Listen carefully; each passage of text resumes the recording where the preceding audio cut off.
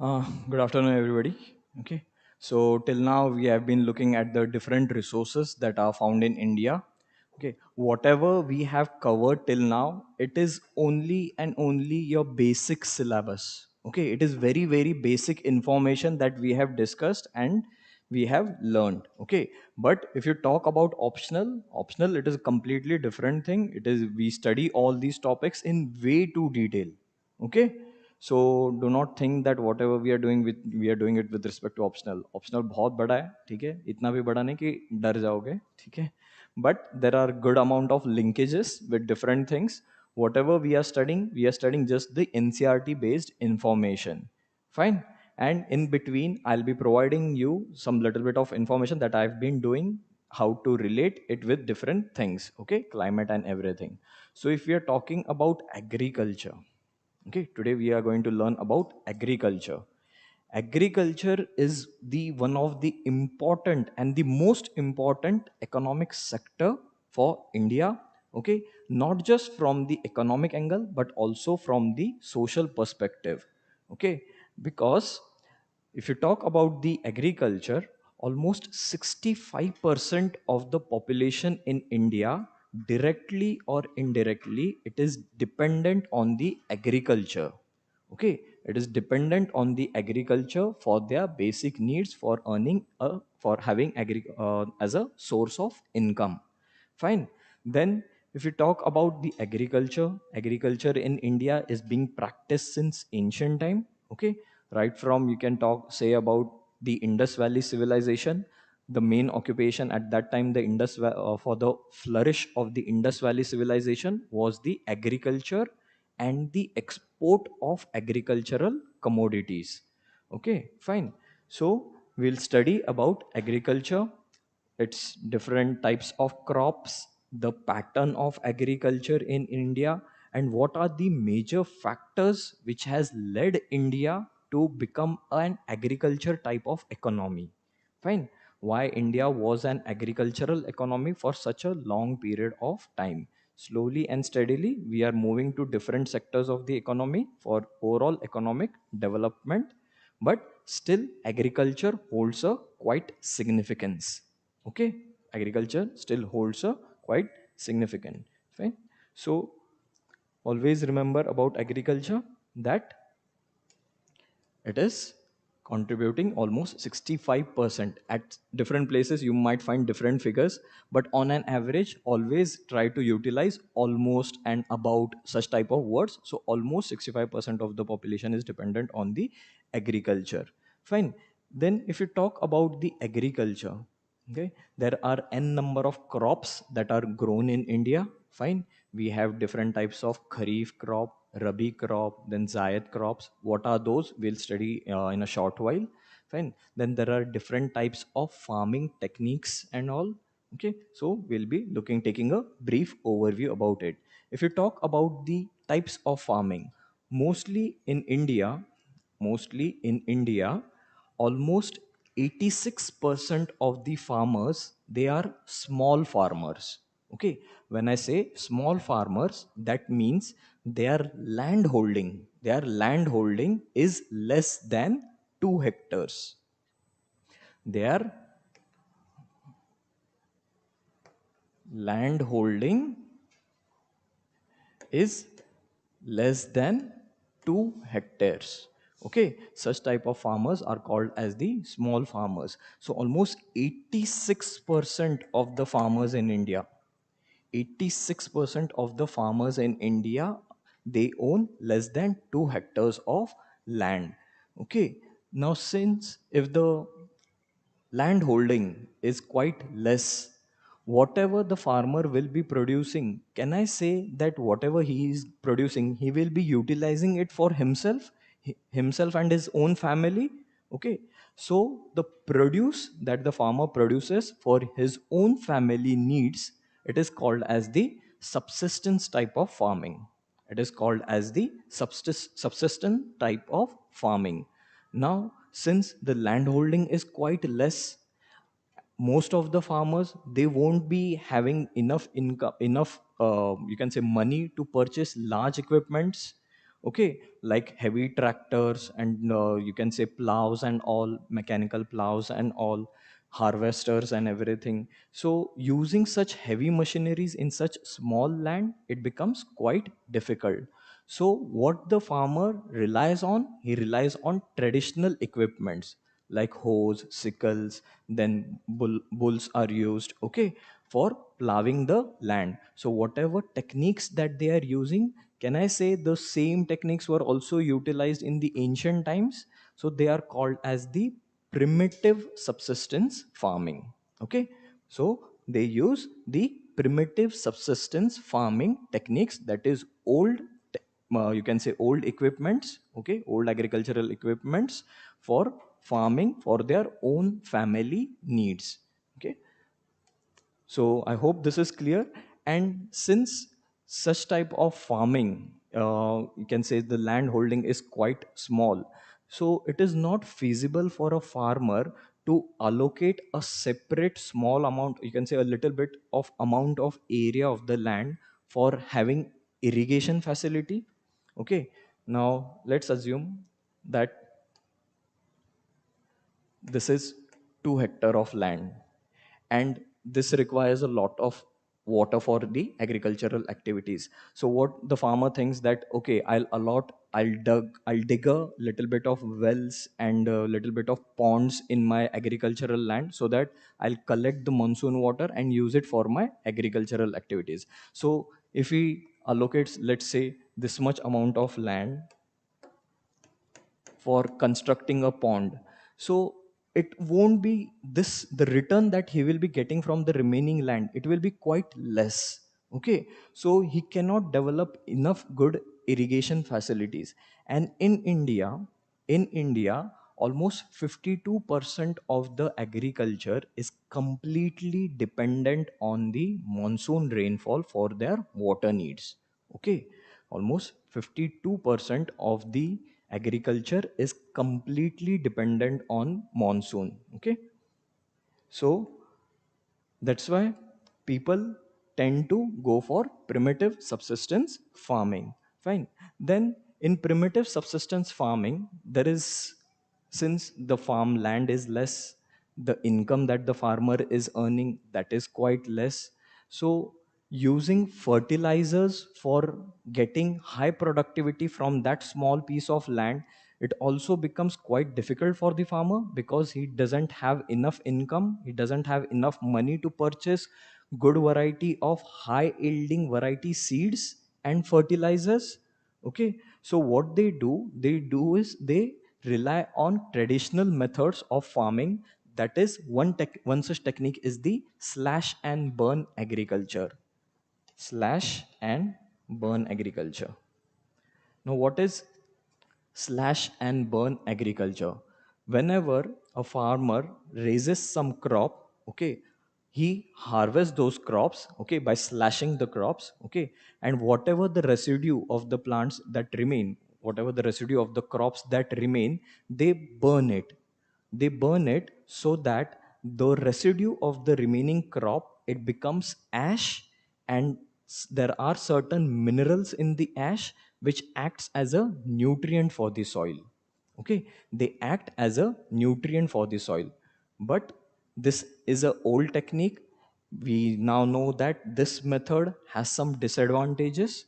For example, when we are burning the crops, when we are burning the residue of the crops, at that time, because of the high amount of heat that is generated, there are certain microorganisms in the soil which are beneficial for the cultivation of crops, they die. One thing. Then the ash that remains, usually it is found that it also contains little bit of heavy metals, heavy minerals as pollutants. Okay, so instead of acting as a nutrient, there are certain micro pollutants present, there are certain pollutants present in those ash. अभी के लिए बस इतना ध्यान में रखना. ठीक है. So this has been practiced on a wider scale in India, but slowly and steadily we are taking steps to ensure that we do not do this. Every winter you'll hear in news, okay, you'll hear in news about heavy smog spreading all over the North Indian plains. Okay, It is basically because of the burning of the crop residue. Okay, so in slash and burn agriculture, what they do is they cultivate one particular farmland.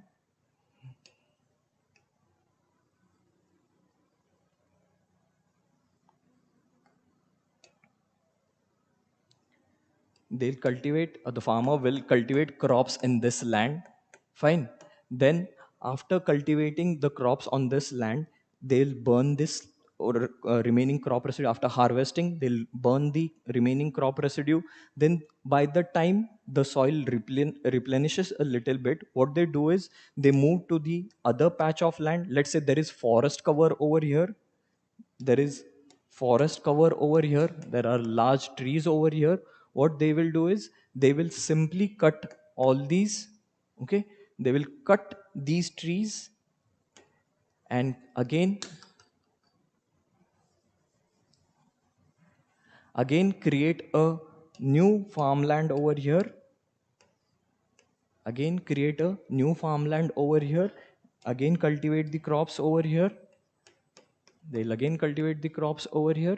So they will again perform harvesting over here, burn the remaining crop residue. So by the time this soil replenishes, they'll again move to their previous land. Okay, so such type of shifting cultivation is practiced. Okay, such type of shifting cultivation is practiced mostly in the northeastern states. Fine, mostly in the tribal belts of India, such type of shifting agricultural activities are undertaken. But nowadays we are trying to restrict such types of things because they have a very significant negative impact on the overall productivity of the land and thus the agricultural product crops output. Fine. So there are few names given over here which are specific to those regional location for such type of shifting cultivation, for such type of slash and burn agricultural farming method. Okay, it is called as Jhuming in the northeastern states of Assam, Meghalaya, Mizoram, and Nagaland. It is called as Pamlaw in Manipur and Deepa in the Bastar district in Chhattisgarh. Fine. So Chhattisgarh and in Andaman and Nicobar Island. So from prelims perspective, you do have to mug up such names. Okay, you do have to know in which region what type of slash and burn type of farming is done. Right? From prelims perspective, and let's say in your optional, if you get a question, okay, slash and burn farming is has a very significant, has a very negative impact on the overall productivity of agriculture and suggests some measures. So at that time, by giving examples, okay, by giving examples that such type of slash and burn or shifting agriculture techniques are practiced in different states of India, okay, you can write your answer. Then such type of activity is not just practiced in India but also in other countries as well. Okay, especially in Brazil and all, you'll find that such type of, especially in Central America, you'll find that where there is lot of dense forest present. For example, in Amazon, okay, Amazon called as the lungs of the earth, there are lot many tribal people living in those areas. Even they suffer from the same issues which the Indian farmer suffers because of the small land holding. Okay, so even they perform shifting and slash and burn type of agriculture or the farming. Fine. So in your book there are different names given. Okay, just try to read them four to five times, and you'll find that you will be able to recall those by just seeing the option. Okay, so from prelims perspective, you read it 4 5 times and it will be done. From mains perspective, try to remember only 2 3. Okay, try to remember and recollect only 2 to 3 things. Fine. Any queries up till here? Stubble matlab kya hai? Whatever the residue that is remaining of the wheat crop, okay, it is called as the stubble. Oh sorry, rice crop. Okay, it is called the remaining crop residue, it is called as the stubble. Okay, we'll study these things, kharif and rabi crops. At that time I'll explain it little bit in detail. Then the next type of farming after primitive subsistence farming, the next type of farming is the intensive subsistence farming. As the name suggests, intensive. Okay, such type of farming is practiced at places where the farming land is even more smaller. Okay, so the land available, it is quite less. Okay, so at such places, usually such less land is usually observed in city areas. In city areas where there is quite a land scarcity, at such places you'll find intensive subsistence farming. Fine. So intensive farming is done with the help of high yielding variety of seeds.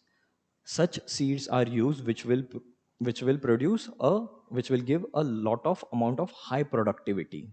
Okay, a high productivity will be you can say gained from those particular seeds. Then there will be use of fertilizers. Okay, a lot of chemical fertilizers will be used so that to ensure whatever the produce that we are getting, it doesn't get destroyed. Fine. So such type are. Then there are irrigation also used. So there is intensive subsistence farming that is practiced. Then the next type of farming is the commercial farming. Next type is the commercial farming. As the name suggests, commercial matlab to deal with something commerce. Okay, to gain some income. Okay, so to ensure that we gain, we have some little bit of profits from such crops. So commercial farming mainly deals with the crops that are produced for gaining some commercial activities, for producing some commercial activities. For example, if you cultivate sugarcane, okay, from sugarcane we get n number of end use products. We get you can say jaggery, then we get sugar. Fine. Then even the waste products of all those things of the sugar, like molasses, bagasse, even they are used for some or the other commercial purposes. For example, molasses used for manufacture of alcohol and all. Fine. Then there are certain chemicals also that are produced from molasses. Then the waste of the sugar cane, okay, the bagasse that is remaining, that is also used in the paper industries for making paper. It is also used as a organic fertilizer. Okay, it is also used for in the biogas plant, for burning in the biogas plants. So there are commercial use of these crops at every other stage. Okay, so the places, the type of farming where commercial crops like sugarcane, tea, coffee, okay, they are produced. They are. It is called as the commercial farming. Then commercial farming is usually found at places where the land availability is quite good. Okay, we know the Punjab and Haryana state, fine, the green revolution belt of India, the green revolution belt of India, it produces, it has a very high productivity of most of the crops, okay, that are grown over there, like rice, wheat, it has very high productivity. And in the northern belts, we also cultivate sugarcane on a very large scale. Okay, so they are used as commercial crop and usually practiced in areas where there is large availability of land. Right? Banana plantation in southern part of India, it is also an example of a commercial plantation crops. Okay, so plantation is a type of commercial farming. Plantations, okay, plantations, we often hear of tea gardens. Tea gardens, Darjeeling tea gardens, we often hear of. So there you will find large areas. There we will find large areas which are under tea plantations.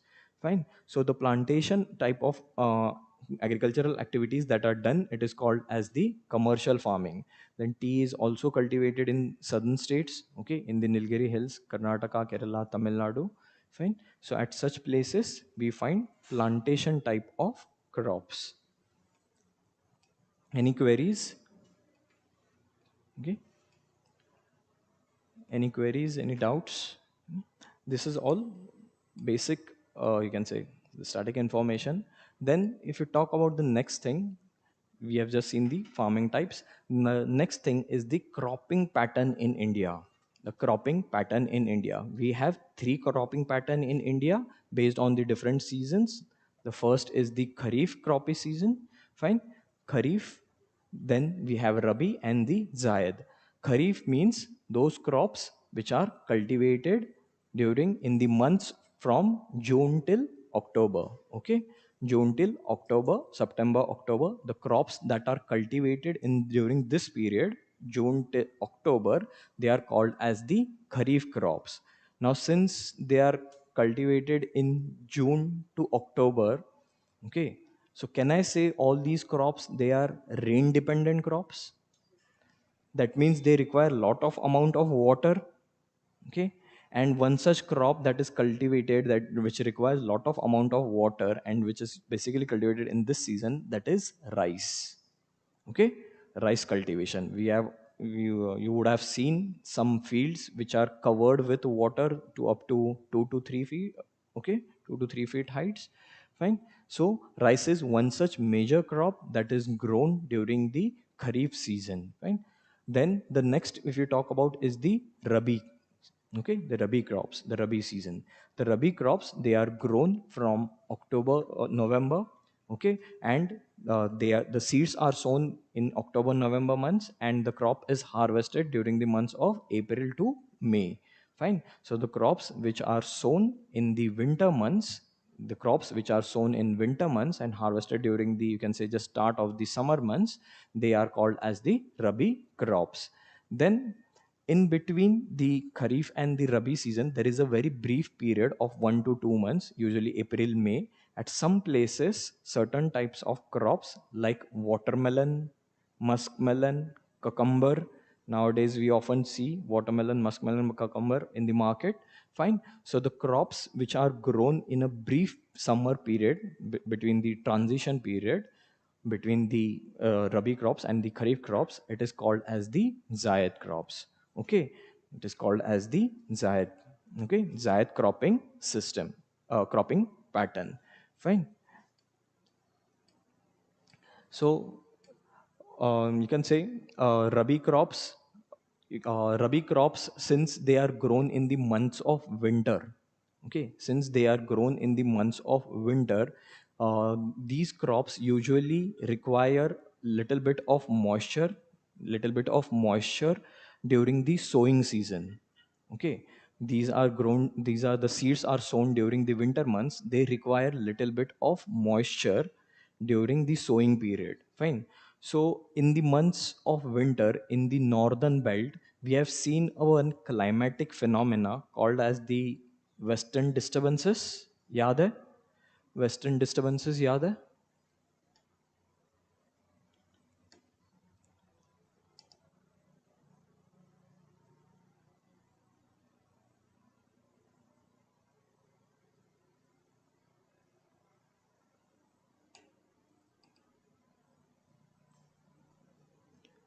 Because of the western disturbances, we get little bit amount of precipitation in the months of winter, and this precipitation is quite useful for the cultivation of rabi crops, fine, during the sowing season. याद है ये? पक्का ना? ठीक है. So that's why the northern parts, the northern states, they have a quite significant, you can say, wheat. Okay, wheat is a rabi crop. Okay, which seeds are sown in the months of October, November, and the harvested in the months of March till April. Fine. And the winter, that the rainfall that is caused, the precipitation that is caused because of western disturbances, it helps in high productivity. Okay, it helps in ensuring high productivity in the northern belts. That's why if you look at the wheat map of India, okay, this is the rice. If you look at the wheat map of India, it is mostly restricted to the northern belt. is mostly restricted to the northern belt, because in India at most of the places the agriculture is dependent on the natural rainfall that we receive. And since we are receiving western disturbances during the winter months in these areas in the northern belt, that's why wheat is being cultivated since long time. And also one peculiar thing about wheat is it requires high amount of sunlight during the harvesting period, okay, during the ripening period. And because of the Himalayas, the wall like mountains, all the you can say harsh winter winds, they are blocked, and it ensures a sufficient amount of sunlight is received by the crops in the northern belt. Fine. So we'll look at the different crops now. Any queries with respect to Kharif, Rabi, and Zaid? Koi doubts, koi queries, straightforward topics. But try to think it whenever, since Kharif crops, okay, try to think with respect to climate as well. Okay, whenever I'm saying Kharif crop means it, the cultivation is done, the seeds are sown in the months of June and harvested in the months of October, okay, October, November. So try to relate with the climate of India during those periods. Can I say that during the sowing period it requires lot of rain, okay, and during the harvesting period it requires little bit of cool climate, little bit of cool climate and little bit of clear sky and bright sunlight. Okay, so what will be the type of crops that will be cultivated? So try to relate it with all these things. Fine. One such crop is cotton. Okay, we'll be studying about it, cotton. But during the harvesting period it requires almost frost free days. Okay, ज़्यादा harsh winters नहीं होनी चाहिए. There shouldn't be too much harsh winter. So try to relate with the climate of India at different places. Any queries? The next thing we'll look into is the major crops of India. Okay, if you talk about the major crops in India, a variety of crops in India are grown. We have food grains, okay, food grains. Then we also have fruits, okay, fruits, vegetables, horticulture crops are also grown in India. And since almost 5 years, 5 6 years, since 2014-15 itself, the horticulture production in India, the horticulture production in India has been more than that of the food grain crops. Keep this thing in note this thing. The horticulture production has been more in India than that of the food grain crops. Now this is also quite important.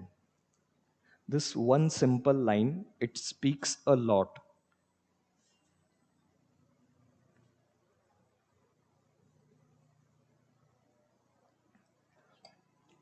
Usually in India, people rely on food grain crops. People used to rely more on food grain crops, okay, wheat, jawar, bajra, rice, and all.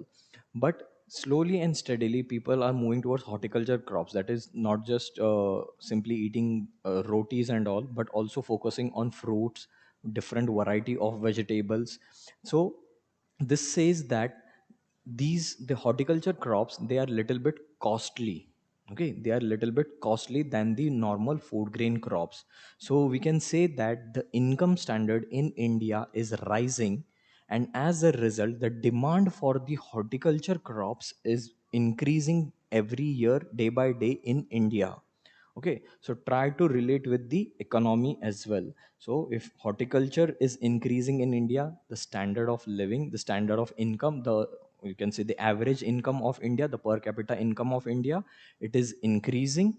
And as a result people are now moving from traditional crops, traditional food grain crops, to the horticulture crops. Okay, सो ये सब ऐसे relate करने की कोशिश करते रहना with all such things. So let's look at the different types of crops in India. The first major type of crop that is grown in India is the rice. Rice is the staple food in India, right? North Indian people might think यार हम तो चावल खाते ही नहीं, ठीक है, but that is not the case. Rice is the this crop is cultivated on a large extent. Large amount of area in India is under rice cultivation, and our country is also quite favorable for the cultivation of rice. There are hundreds of varieties of rice that are grown in India. Then if you talk about production, India is the second largest producer of rice in the world, only next to China. And if you talk about the climate that is required, it is a kharif crop. So kharif crop है तो किस type का climate लगता होगा? You just try to analyze it. Okay, so can I say hot humid climate while sowing the seeds? Okay, hot humid climate, अगर hot है तो average it should be somewhere around 25. So in exam, in even in case if you are not able to know, okay, what type of temperature, what amount of rainfall this particular crop might require, but even if you are knowing that okay it is a kharif crop, so you will be able to analyze it accordingly. Fine. So it requires high amount of temperature, about 25 degrees Celsius, then high amount of humidity, rainfall more than 100 centimeter. So we have already seen the rainfall distribution map of India. Rainfall distribution map of India. So try to relate the areas, try to relate with the areas where the rainfall was 100 centimeter, okay, where the rainfall was above 100 centimeter. So in such type of areas you will find the cultivation of rice. And which are those such areas? The southwest monsoon regions, okay, the western ghats, fine. Then it is here, it is written as the minor area because the topography at these places usually it doesn't support too much cultivation, too much large expanse of area for the cultivation of rice, because we immediately have abruptly rising western ghats over here. Fine, so it is minor area over here. Then we have a major area. Okay, in Kerala, a special type of rice cultivation is undertaken. It is also called as the below sea level farming. Okay, below sea level farming. Kuttanad below sea level farming. ये यहाँ पे नहीं मिलेगा, but check it around. Check the spelling as well.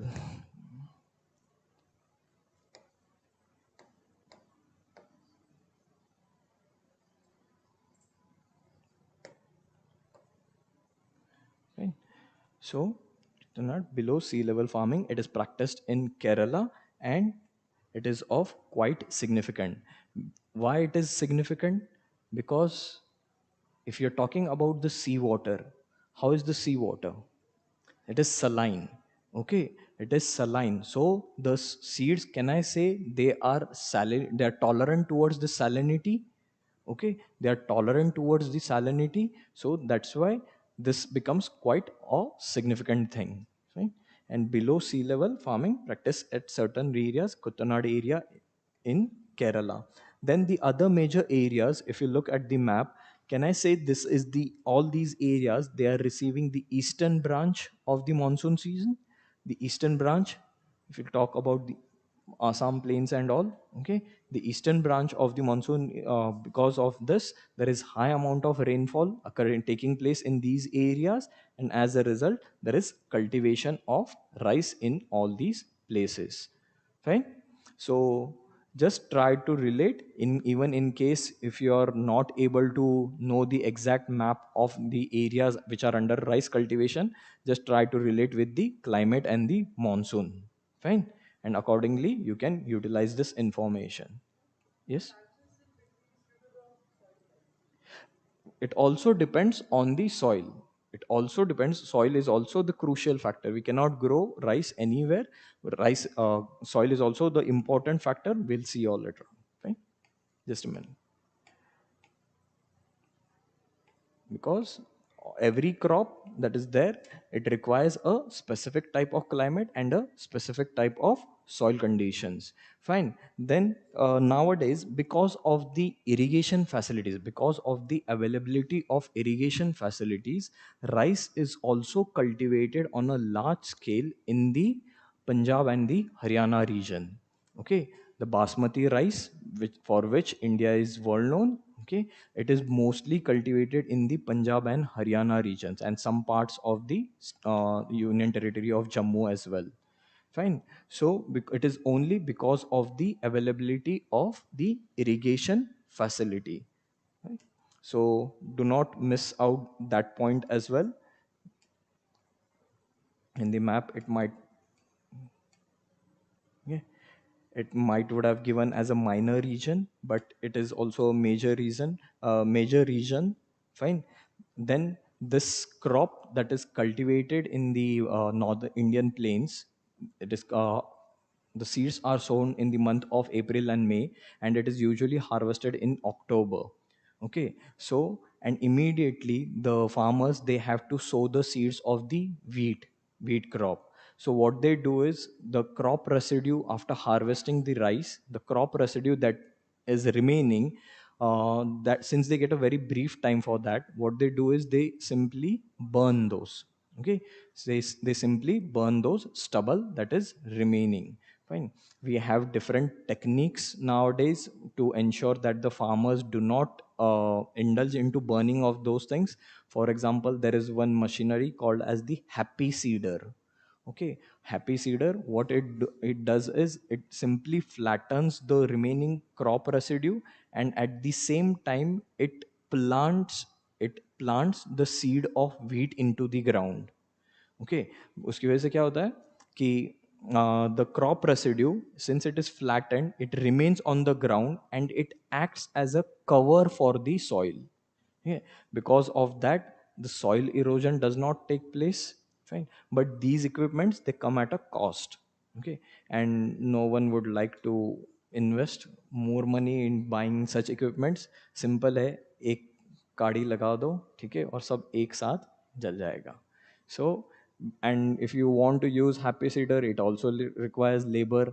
And if you're talking about the Punjab and the Haryana plains, okay, the land owned by the farmers in these belt, they are quite large. Okay, so large farmers you'll find over here. Punjab, Haryana, people own lot of land in these areas. Then if you're talking about the next crop is the wheat is the second most important crop that is grown in India. Fine. If you're talking about wheat, wheat is a rabi crop. Okay, since if wheat is a rabi crop, obviously the seeds will be sown in the start of the winter months and harvested during the month of April and March and April. So if this is the season, then obviously there is no monsoon during this period. So the amount of rainfall that required for such crops will be obviously little bit less. So the rainfall required, it is usually 52 centimeter. Okay, then if you're talking about, it requires cool growing season. During its growing period it requires cool growing season, and during this ripening period it requires lot of amount of sunlight. Okay, high sunlight. And the major areas, the major zones that where the wheat is cultivated, it is the northern plains of India. Fine. The states are Punjab, Haryana, Uttar Pradesh, Madhya Pradesh, Bihar and Rajasthan. Fine. Then if you're talking about the next crop they are the millets. Okay, we are celebrating one international year this year, the international year of millets. पढ़ा है, सुना है? 2023 में, sorry अगले साल, international year of millets. UN has designated the next year as the International Year of Millets.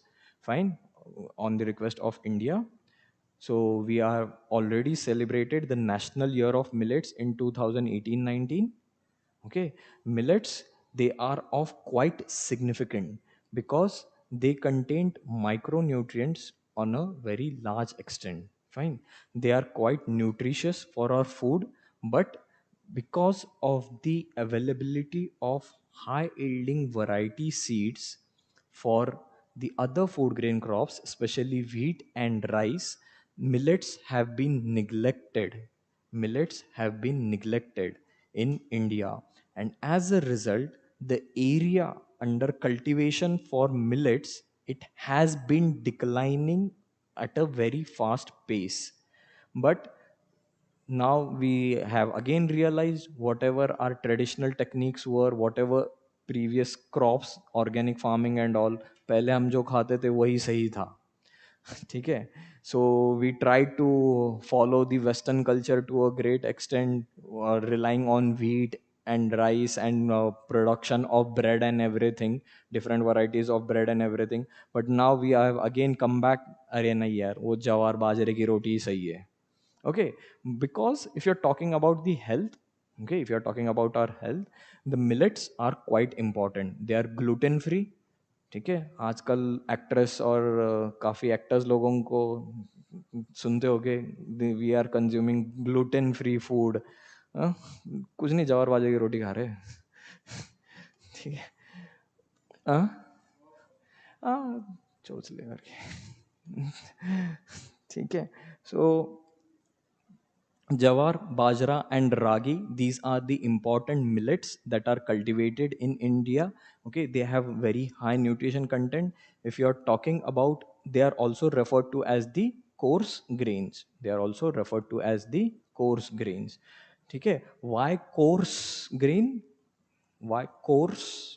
Okay, that means hard, you can say, because they are drought tolerant. Okay, इनको ज़्यादा पानी नहीं लगता. ठीक है. For cultivation of millets, very less amount of rain is required.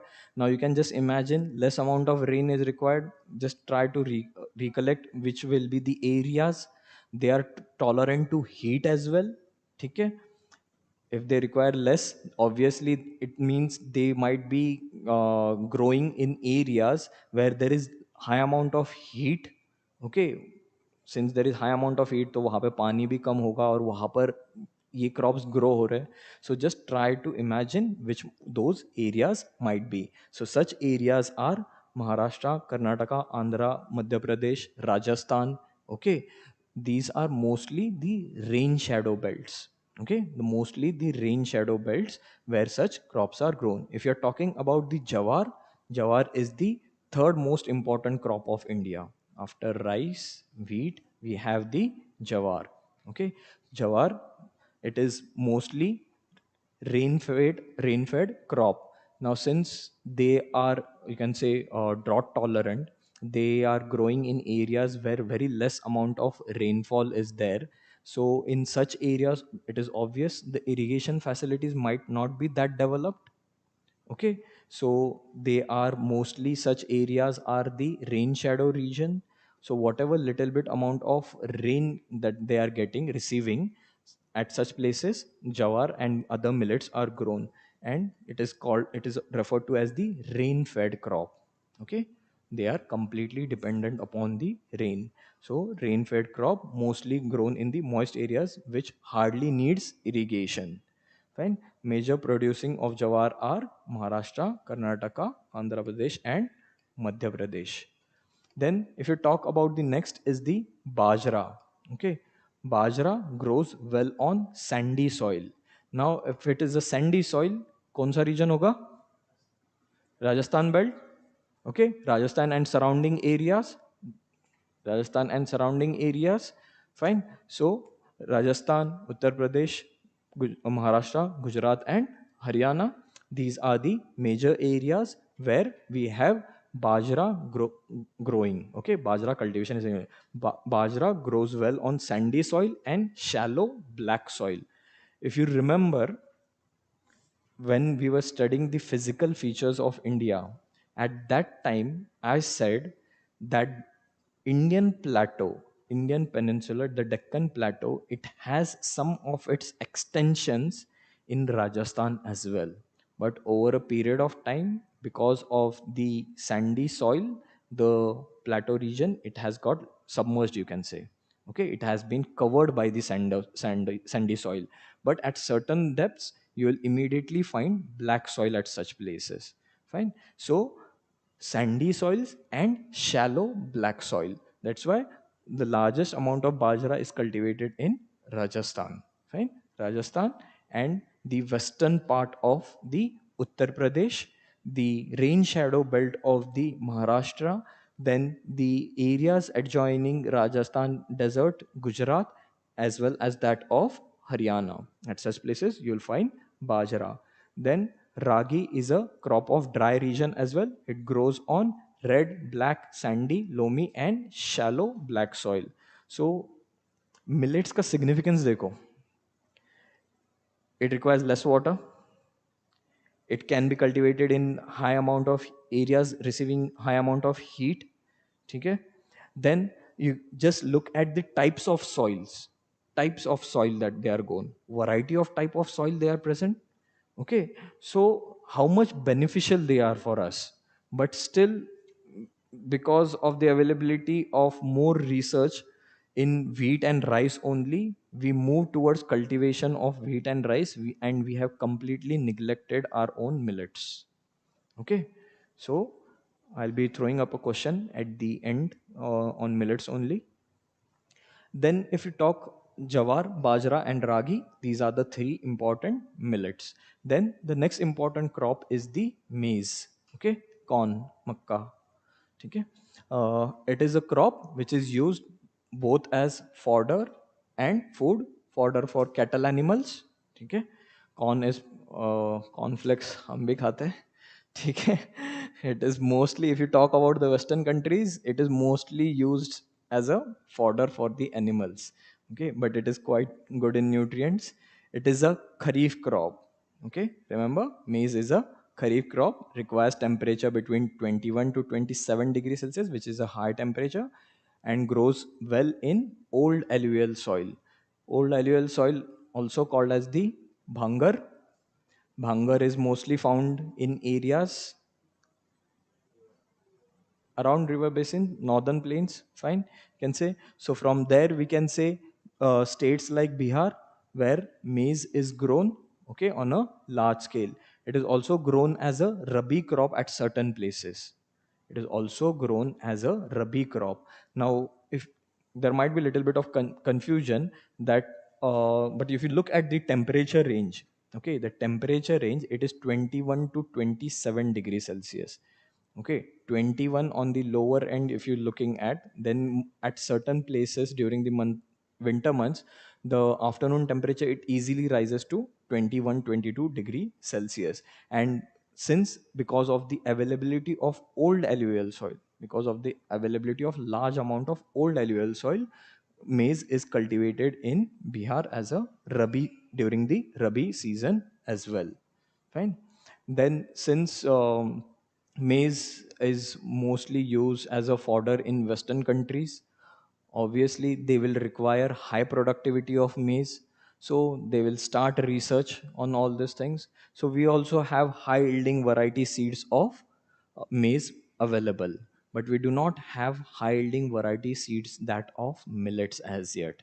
Okay, because their country, it is not that suitable for the cultivation of millets and everything. Because of that, they haven't done enough research, और उसका हमें कोई फायदा अब तक मिला नहीं है. हम कुछ तो करते हैं नहीं, वो लोग जो करेंगे उसको ही हम यूटिलाइज करेंगे. Slowly and steadily we are progressing. Fine.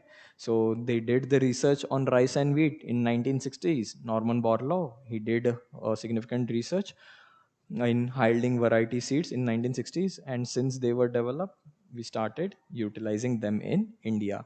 If you talk about the major maize producing states, they are Karnataka, Madhya Pradesh, Uttar Pradesh, Bihar, Andhra Pradesh, and Telangana. Just have a brief idea, ठीक है? सब रट्टा नहीं मारना है, ठीक है?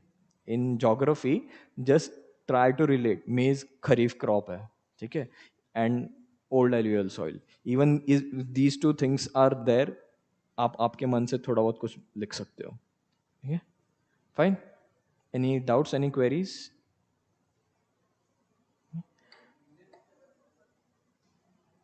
Yes. Millets.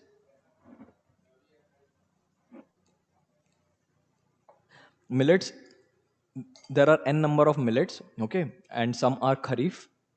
Fine, some are kharif, since because they are grown, they are drought tolerant and all, requires high amount of heat and everything, they are kharif crops. Fine. फिर एक दो आई थिंक उसमें I'm not able to recall. Just check it around. I think उसमें एक एक या दो ही है बस जो कि रबी सीजन में भी ग्रो किए जाते हैं. ठीक है, but just check it around. Fine. But they are mostly grown during the uh, you can say they require little bit of rain. They require little bit of rain because they are grown in rain fed areas. So they are, these three major are the kharif crops.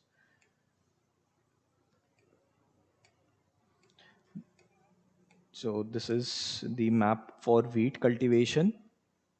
Okay, wheat is also cultivated at other places where there is little bit of irrigation facility is available.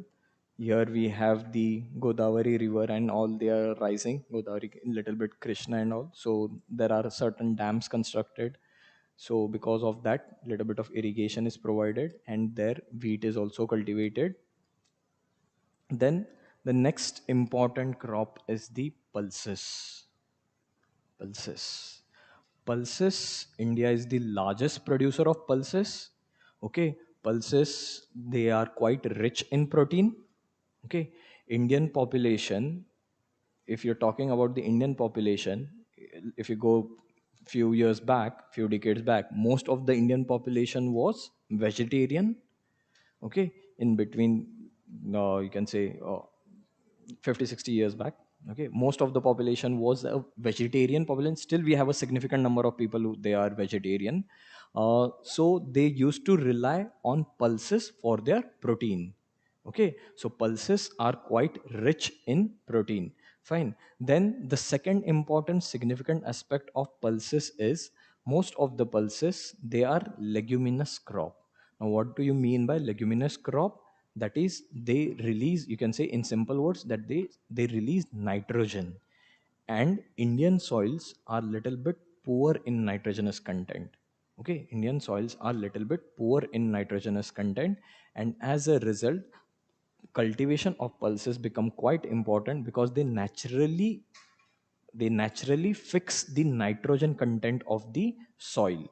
So if you are growing a crop, if a farmer is growing a crop, he can ensure that one crop I'll grow that of legumes, one crop I'll grow of pulses, and immediately after that I'll go for some other crop which naturally requires little bit of nitrogen for its growth.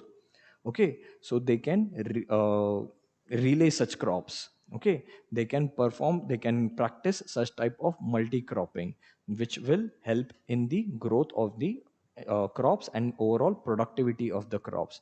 So pulses are quite important. Foremost thing, it acts as a protein source for the vegetarian population, for the majority of the vegetarian population of India. Then second thing you can talk about, they are leguminous. Okay, they are nitrogen fixing plants. Okay, there is exceptional. Okay, if you talk about except ahar, that is also called as the tur, except ahar, that is also called as the tur, it does not help in nitrogen fixation. Okay, so in case if you get a question in prelim, remember that udad, moong, masoor, peas, and gram, they are nitrogen fixing pulses. They are nitrogen fixing pulses. Suppose you get a question, which of the following pulses are nitrogen fixing, helps in fixing the nitrogen of the soil, and so they will be listed. But if you find tur, okay, tur, it is not a leguminous. Tur also, it is also called as the ahar. Okay, arhar, sorry, arhar arhar sorry, होता है pronunciation थोड़ा ठीक है. अरहर help in restoring soil, except it others all help in restoring the soil fertility. Right, then the other, if you talk about the pulses, the major producing state of the pulses are Madhya Pradesh, Rajasthan. Okay, then Maharashtra, Uttar Pradesh, and Karnataka. Among these, certain are grown as Rabi among the pulses. If you're talking about the peas are grown during the Rabi season, and others they are grown during the Kharif season. Fine. Then we have the other food crops other than the grains, whatever we have seen: rice, wheat, millets, and pulses they are the food grain crops, grains रहते हैं, ठीक है।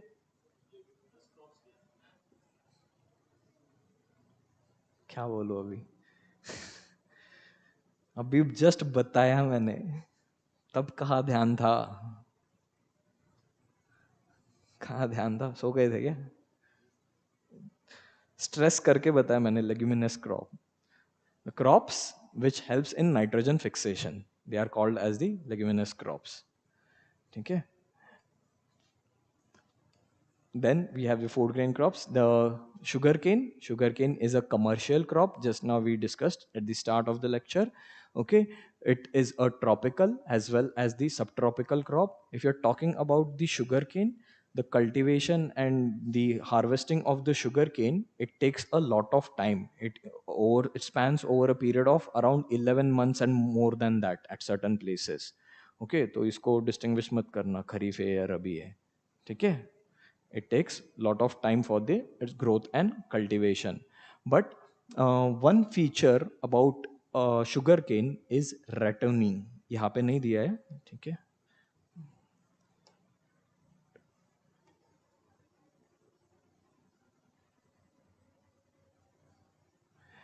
Ratoon farming or rattooning, okay. uh, Under this, what is there, uh, when a sugarcane, when the harvesting time of the sugarcane reaches, when the sugarcane is harvested, at that time, usually the farmer do not pluck the entire sugarcane from the ground. Okay, it is slashed at a certain height, and from that remaining part, again the sugarcane grows. Okay, from that part, some of you be might would have done little bit of agriculture at home. Okay, so from that again the sugarcane grows. That process is called as rattooning. Okay, and one such crop other than sugarcane, it is rattooned to a great extent. That crop is the pineapple. Okay, pineapple का भी बहुत ऐसे इसी तरीके से होता है, ठीक है। तो ये ध्यान में रखना। And if you are talking about ratooning in India, usually from one same sugar cane, on an average it is done almost around 3 to 4 times at certain places where the productivity of sugarcane is quite good. At such places even 6 times the rattoning is done. But Cuba, in Cuba, and at certain places in Brazil, it is done more than 12 to 15 times. Okay, from the same crop, ठीक है, 12 से 15 बार the same sugar cane is cultivated in Cuba and Brazil region. Fine. If you're talking about the productivity, production, India is the second largest producer of sugarcane in the world and the largest consumer of the sugar all over the world. Brazil is the topmost producer of sugar. And it is a tropical crop. Now, since it is a tropical crop, so imagine the tropical belt. So, at such places, the sugar cane production will be quite high. Um, One example, you can relate this with history. Okay, history, you'll learn about Napoleon. Okay, you'll learn about Napoleon. At that time, the border states, they, I'll just बहुत brief में और बहुत simple words में बताऊंगा। At that time the border state they stop the supply of sugar to the Napoleon kingdom, and what he did, he started finding some alternate route for sugar. So they started cultivating beetroot, they started extracting sugar from the beetroots. Okay, so sugar is also extracted from beet, and it is also extracted from the sugar cane. Fine. So ये out of box story है, ठीक है। History में पढ़ोगे तो try to relate, हर चीज से relate करने की, ये देखो। Since it is a tropical crop, obviously the temperature will be higher, 21 degree Celsius to 27 degree Celsius, and annual rainfall between 75 centimeter to 100 centimeter. It is also cultivated in areas where irrigation facility is quite good. For example, in Maharashtra, okay, in Maharashtra, where there is lot of sugarcane cultivation taking place, usually if you talk about Maharashtra region, it is not suitable for the cultivation of sugarcane on a large scale. It is not suitable for the cultivation of sugarcane on a large scale. And in Maharashtra, the sugarcane is usually cultivated mostly in the rain shadow belt in Marathwada region and all. Fine. So at such places where there is no very less amount of rainfall, why at such places the sugarcane is being cultivated? It is mostly because of the irrigation facilities, availability of irrigation facility. Fine. And because of that, there has always been a problem of water scarcity, because lot of water is used for agriculture, for cultivation of sugarcane. Lot of water is used for the cultivation of sugarcane. So we need to ensure that proper crops, okay, proper crops are grown in proper areas of India to ensure sustainable agriculture growth and development. Okay, is to ensure, for example, other such crop I have talked about, rice. If you talk about rice, Punjab and Haryana, they are not the natural regions for the cultivation of rice, but still rice is being cultivated over there because of the availability of irrigation. And since they will be using lot of water for cultivation of rice, as a result the soil in these areas, it becomes saline in nature. Okay, because every water, it contains little bit of salts. Then we are using fertilizers in that thing. Because of this, the water also gets polluted, the soil also gets polluted. So these are some negative aspects of availability of irrigation. Fine. There are problems of scarcity of water, there are problems of soil degradation. Okay, so we need to practice agroclimatic cropping. You'll learn one term, agroclimatic cropping.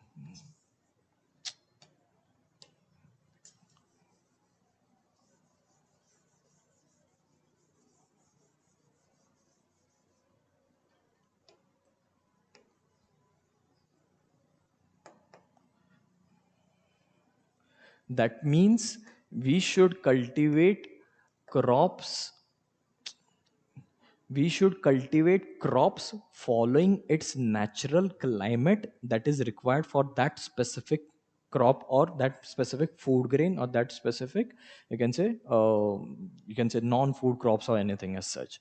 Okay, we need to ensure that we are following agroclimatic zones properly. Okay, because not just, no, we shouldn't overutilize the natural resources that are present. Okay, because it will have lot of negative impacts, right? Because nowadays we will often hear that there is water scarcity problem in Maharashtra, where there is cultivation of sugarcane in these areas. You will often hear problem of soil degradation and soil salinity in the northern belts. Fine. Because for irrigation, they not just use the canal water, they not just use the river water, they also extract water from the ground. Okay, there are tube wells and all, they also extract water from the ground. So keep all these issues in your mind and try to relate with the information that I am sharing with you. यहाँ पे these are all static things. Fine. Then it can be grown on a variety of soils. Sugarcane can be grown. It is also grown in northern plains. It is also grown in the Deccan belt. So it can be grown on a variety of soil, but it requires large amount of labor. Okay, it requires large amount of labor. Then there are different main source of sugar. Okay, we have sugar, we have jaggery, we have khansari and molasses. Okay, few of my friends, they are farmers. Okay, so they always suggest me not to go for sugar. Okay, खाने के time in for making tea and everything, they always suggest me not to go for sugar, but they use khansari. And usually northern people, they use khansari only for all their sweetening things. Okay, and it is good. In fact, one actress, she got diagnosed with cancer recently. Even in her message, she said, "Stop consuming sugar." Okay, so we cannot stop, but we need to control. Okay, we need to control sugar intake. Then the next important thing, कुछ doubts, कोई queries? Agroclimatic region. See, for cultivation of rice, which is the what are the climatic factors? It requires high amount of rainfall, more than 100 centimeter of rainfall. But if you're talking about the Punjab and the Haryana region, and not just those region, you look at this map.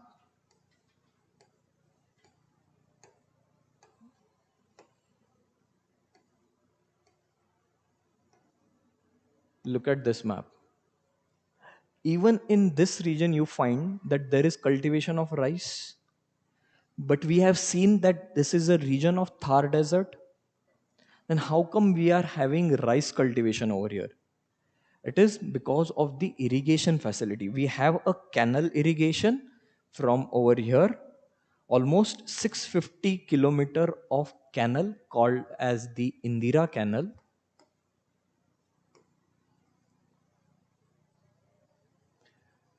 This is lagging today, I don't know why.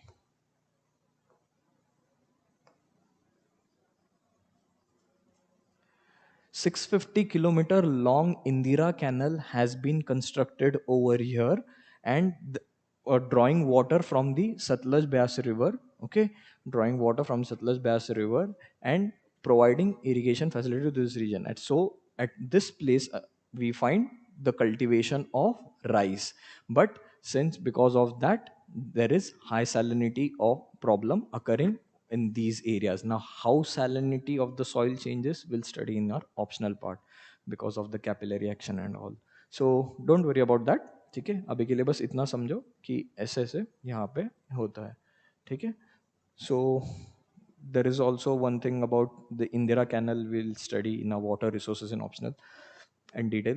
Uh, there are plans to extend this canal and take it almost up till Gujarat. Okay, Kutch region, but it will cause a problem अगर यहाँ से है जिनको कुछ काम धंधा नहीं है.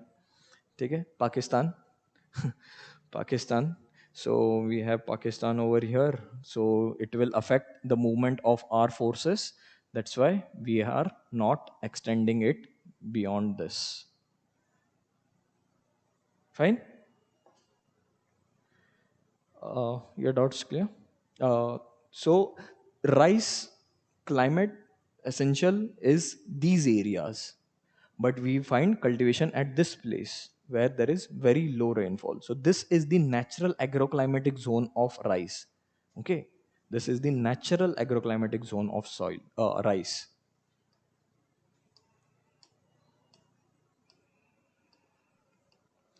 Any other queries? See, wheat is also cultivated over here. Okay, because of the irrigation facility provided by Indira Canal, and it is the longest canal. Just imagine 650 kilometer is way too far.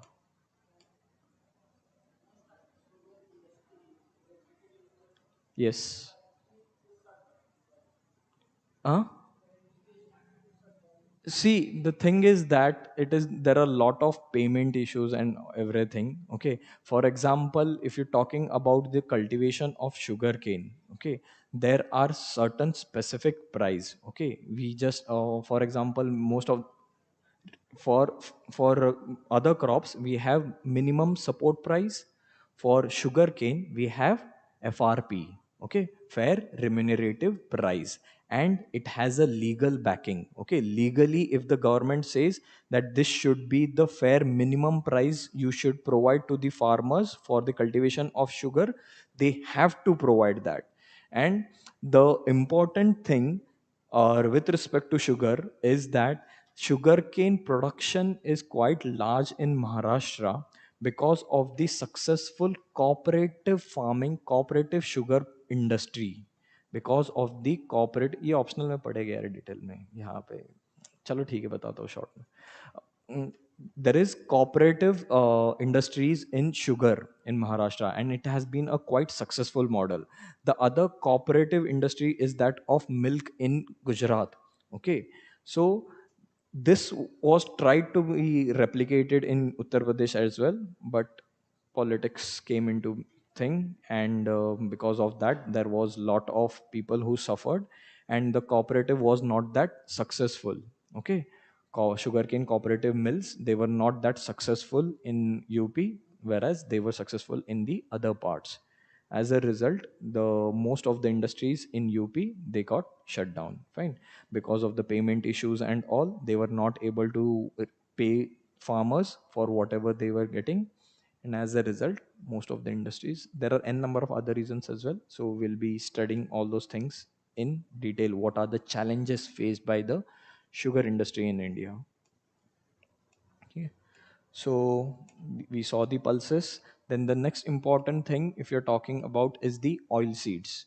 Okay, oil seeds. In 2018, India was the second largest producer of groundnut in the world after China.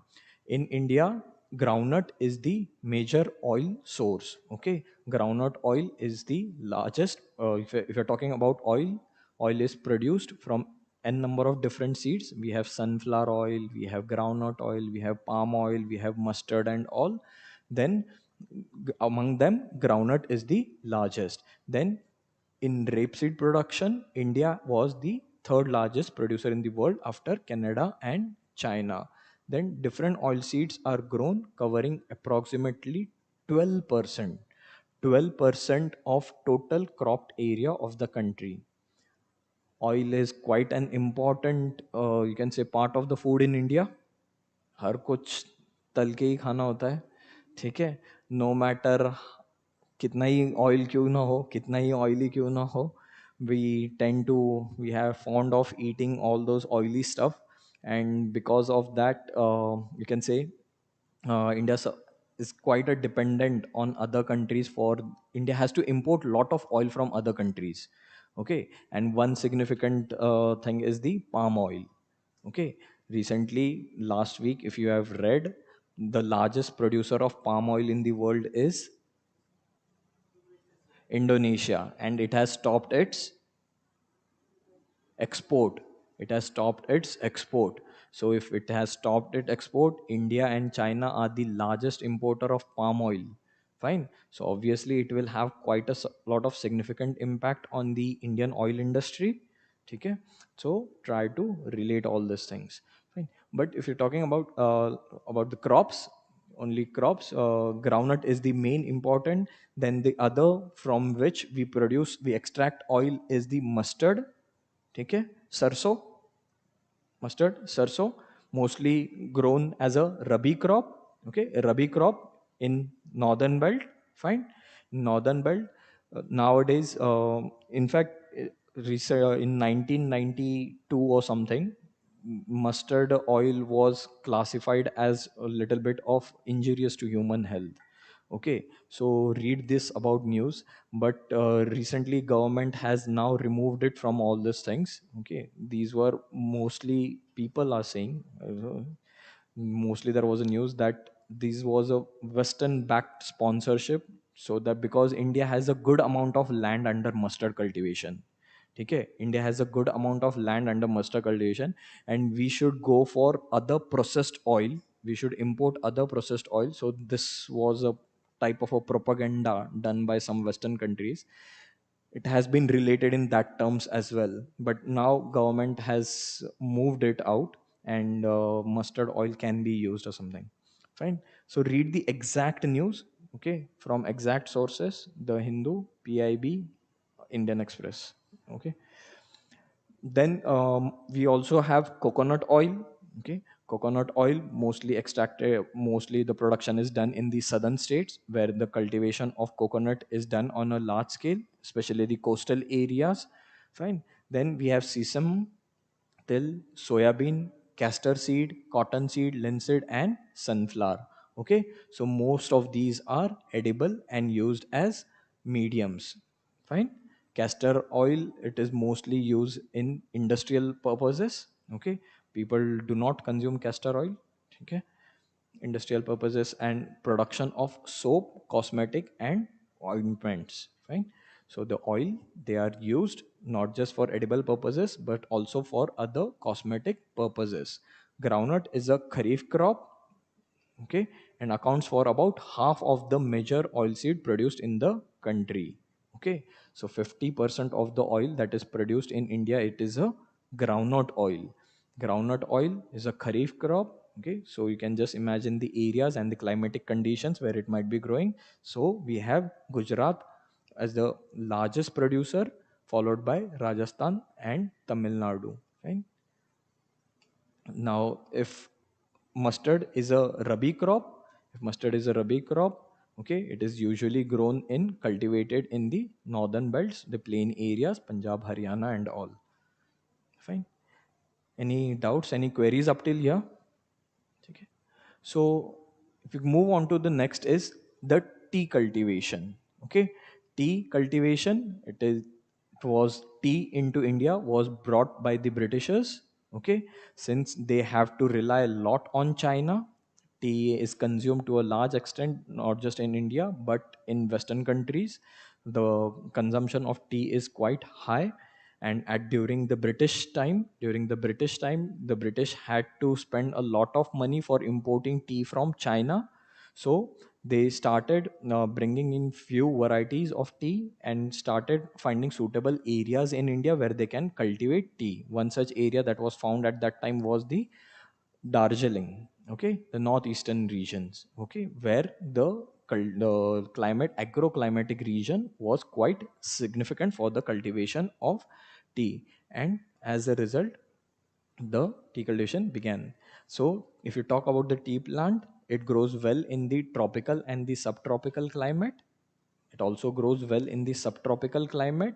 And if you're talking about the production, China is the largest producer of tea in the world as well as the largest exporter of tea in the world. India ranks second in this time. If you're talking about the soil, it requires deep and fertile, well drained soil. Well drained soil means water does not remain in the soil for a long period. Okay, it drains out. Okay, it drains out, keeping the soil little bit moist.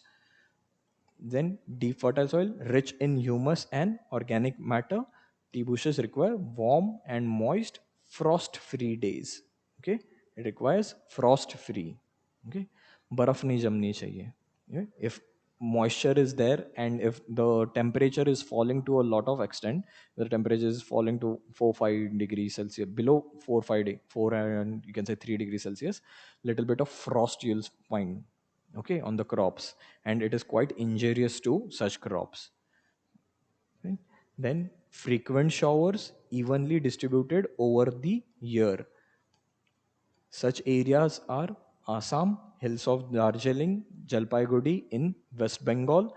Then on a very small scale in Himachal Pradesh, Uttarakhand, Meghalaya, Andhra Pradesh, and Tripura.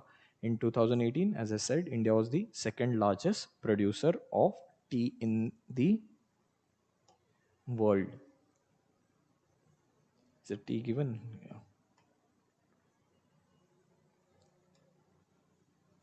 So if you look at the tea cultivation, tea is cultivated in this belt, okay, and at certain areas over here. Fine. Then next crop, if you're talking about, is the coffee. Coffee in India, okay, it was also brought in, okay, it was also brought in from Yemen. And if you look at the region, the cultivation of coffee is practiced only in southern state, only in three southern states of Karnataka, Tamil Nadu, and Kerala. Okay, so tea, don't get confused in these things. Tea is practiced in northeast, as well as cultivation of tea is done in northeast as well as in southern state, as well as certain areas in Himachal and Uttarakhand. Fine. But if you're talking about the coffee, okay, the coffee is being cultivated only in these three southern state, and in this area as well, the cultivation is quite good. Okay, the production of coffee in India is quite good. We have important two important varieties of coffee being cultivated in India. One is Arabica and the other is the Robusta. These are the best quality coffee seeds that are cultivated in India. Fine. They are cultivated only in the three states of southern states of Karnataka, Tamil Nadu, and Kerala. Okay, especially in the Nilgiri Hills. Okay, that region, if you look at the region, it is a region of Nilgiri Hills. Okay, it is a region of Nilgiri Hills. Okay, it was first introduced on the Baba Budan Hills, and even today its cultivation is confined to the location Baba Budan Hills we have here in Karnataka. ठीक है देख लेना बाद में. It is in great demand. Okay, any doubts, any queries? Okay. Then, if you talk about the next crop, that is the horticulture crops. Horticulture crops, as I've said, in India, the production of horticulture crop is been higher than that of the food grain crops. If you're talking about the last year, the food grain crops, it was somewhere around 307 million metric tons, and that of the horticulture, it was 330 million metric tons. ठीक है, exact figure थोड़े बहुत कुछ चीज़ों के याद कर लेना, चेक भी कर लेते जाना, okay, because they might change. Fine. Whenever you are making your notes, always ensure some or the other factual information, whatever the latest that you get, you update it in your notes. Fine. Then, if you're talking about the horticulture, India is producer of tropical as well as temperate fruits. Okay. If you're talking about the northern belts of India, in the winter months, usually it is a temperate type of climate in northern belts. So, temperate fruits are also cultivated in India. There are different varieties, different types. Mangoes from Maharashtra. Then we have oranges in Nagpur. Okay, lychee, guava. We have apples and walnuts in Jammu and Kashmir. Okay, so they are grown and they are in great demand all over the world. Fine. Whatever fruits that we consume, they are all of low variety. अच्छा अच्छा variety सारा export कर देते हैं. ठीक है, फिर बोलते हैं यार क्या फल है यहाँ के. Then, if you're talking about the other vegetable, we have the onion, cabbage, cauliflower, tomato, brinjal, potatoes, and all. They all come under a part of horticulture vegetables. Fine. The production of all it is growing quite significantly. Then, if it is growing significantly, the one major factor is the consumer. That is the demand. The demand for these crops, these food, it is increasing. Then the second factor is the you can say government schemes. Okay, government has brought in many schemes to ensure the production of these horticulture crops, they remain high because of the high demand. Fine. नहीं तो हर साल every year we hear of the prices of onions and tomatoes and potatoes rising. Okay, so the government has come up with a scheme named top. Okay. Initially, there were only focus on tomato, onion, and potatoes, because if there is a high rise in price of these three, immediately people will start shouting that there is lot of inflation in India. But now there are different some other crops as well which has been brought under this scheme. So government ensures that there is sufficient supply of these crops. Fine. Then after the horticulture, any queries? कुछ नहीं ना? After the भाग तो नहीं रहा हूँ ना? ऐसे लग रहा है भाग तो नहीं. See, this is all static information. ठीक है. I'm also relate with different schemes and what are the issues, ongoing issues with all these things. For example, we have studied about sugarcane, water crisis, and all. Then there are you can say cooperatives thing and all. What are the issues? So ये news में भी आप बार बार पढ़ते रहोगे. ठीक है. Try to relate it with this thing, because this is all simple static, plain static information, but try to utilize your current thing. And in geography optional, we'll study even in detail in region specifics. Okay, region specific, which type of crops are grown and what are the specific issues with respect to those particular crops. Okay, because for cultivation of tea, for cultivation of coffee, there are certain challenges being faced. Fine. Then if you talk about the non-food crops इसको खा नहीं सकते, that's why called as the non-food crops. But ठीक है, कभी कभी पनीर की जगह रबर भी मिल जाता है, पता नहीं चल, ठीक है. So rubber is a non-food crop. It is an equatorial crop.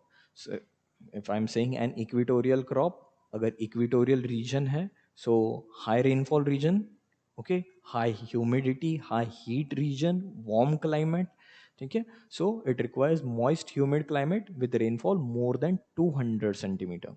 ठीक है. अभी ऐसे कौन से रीजन है इंडिया में जहाँ पे rainfall is more than 200 centimetre? Western Ghats, Southern Western Ghats, okay, Southern Western side of the Western Ghats, Southern Western Ghats, and some regions in the Northeast.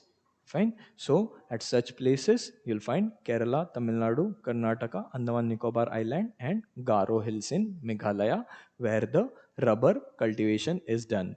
But if you talk about rubber, एक और current link कर देता हूँ, ठीक है, यहाँ पे नहीं है.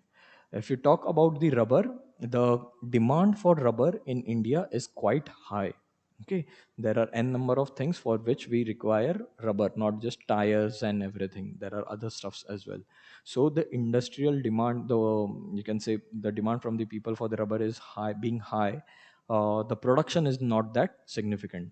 So the government, they developed high yielding variety genetically modified crop of rubber, and they tried to introduce those GM, genetically modified rubber crops, in obviously the region where the production is good. They tried to introduce it in Kerala, but because of the oppose from the people, because of the oppose from the farmers, it wasn't done. Okay, because it might genetically modified any crop, there are both positives, there are some negatives as well, and those negatives, unless and until they are studied in thorough detail, they won't be, they were not accepted by the farmers. As a result, they were shifted. The genetically modified crops were, you can say, since the farmers oppose, the government of Maharashtra, they said that will allot a space for such cultivation of such genetically modified crops, and we'll study it for a period of time. And if we find that there is no significant impact on the other environmental biodiversity, we'll introduce it on a large scale. Fine. So GM of rubber, ये बस ध्यान में रखना, genetically modified crop. Then we have the fiber crops. Fiber crops means from which threads can be drawn. Okay, fiber threads can be drawn. Such fibers are cotton, jute, hemp, and natural silk. Hemp means cannabis, ठीक है. उससे ये भी बनता है. Some people know what I meant. ठीक है. देख लेना, गूगल करना, सब चीज़ की इंफॉर्मेशन होनी चाहिए एज एस्पिरेंट, ठीक है, सारी चीज़ों की. So, if you're talking about the first three, they are derived from crops grown in soil. The latter is obtained. If you're talking about the silk that is obtained from the cocoons, the silkworms. Okay, silkworms. The cultivation, the practice of cultivation of silk, it is called as sericulture. Okay, practice of cultivation of silk from silkworm, it is called as sericulture.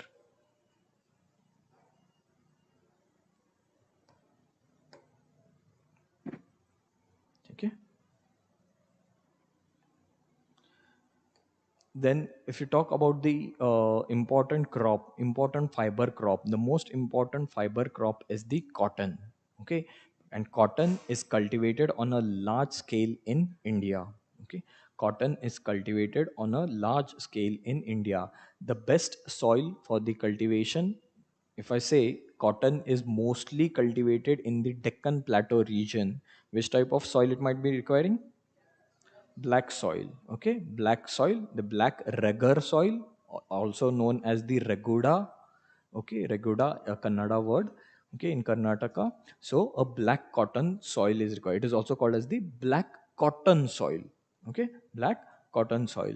So cotton is cotton textile industry is the one of the most important industry in India. Initially all this cotton work, you can say, weaving and all those were hand worked in India. But with the coming of the British, there were mills established. There were cotton mills established in India in 1853. Fine. So just look when the first mill was established, by 1853. ठीक है, 54, 84, 53 check कर लेना, ठीक है, इस पे issue नहीं करेंगे, ठीक है, होता है ऊपर नीचे, 53, ठीक है, 53, 54 or something. So if you're talking about the cotton, it grows well in drier parts of black cotton soil area in the Deccan region. Okay, in the Deccan Plateau region. It requires, since Deccan Plateau region, it requires high temperature.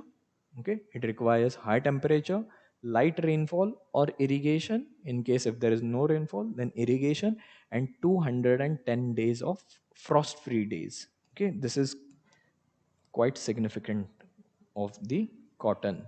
Okay, frost free days. If there is even little bit of moisture present, can I say the cotton balls देखे कभी, sorry, cotton balls देखे कभी, okay, if there is moist, then they won't be that much large and soft and fluffy. Okay, they will shrink a little bit. Fine. So that's why they require frost free days and bright sunshine for its growth. Bright sunshine for its growth. It is a kharif crop. In the months of winter, if you're talking about the plateau region, in the plateau region, the temperature is not that low. In the months of winter, the temperature is not that low in the plateau region. Here in Delhi, the minimum temperature for few months, it will go almost to around 5 to 6 degree. Okay, 5 to 6 degree होगा. At certain isolated location, 1 to degree Celsius temperature will also be observed. But if you are talking about the plateau region, the temperature is comparatively high. There will be 15 to 20 degree Celsius. The night temperature will be 15 to 20 degrees Celsius during the winter months. And as a result, there will be lot of sunshine present during the afternoons. Okay, in the afternoon, where the temperature reaches around 23 to 25 degrees Celsius, there will be bright sunshine, and thus it helps in good growth of the good cultivation of the cotton crop. Okay, so which are such states we can relate, ऐसे type का temperature, ऐसे type की climatic conditions कहाँ कहाँ मिलती है, ऐसे type की सॉइल कंडीशंस कहाँ कहाँ मिलती है, we that is specially Maharashtra, Gujarat, Madhya Pradesh, and some regions in Karnataka, you can say. Fine. So, Karnataka, Andhra Pradesh, Telangana, Tamil Nadu, Punjab and Haryana also at certain places, Punjab and Haryana, and Uttar Pradesh. Fine. Any queries? Huh? 54. ठीक है, ठीक है, होता है.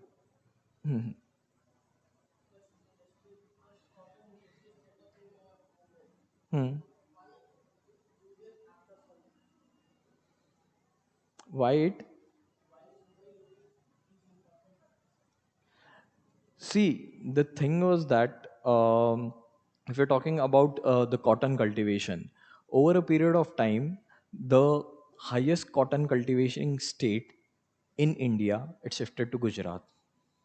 Gujarat, okay, the largest cotton cultivation, it began in Gujarat, and as a result, the nearest port to Gujarat were Surat and all. So from there, the export began to a large extent.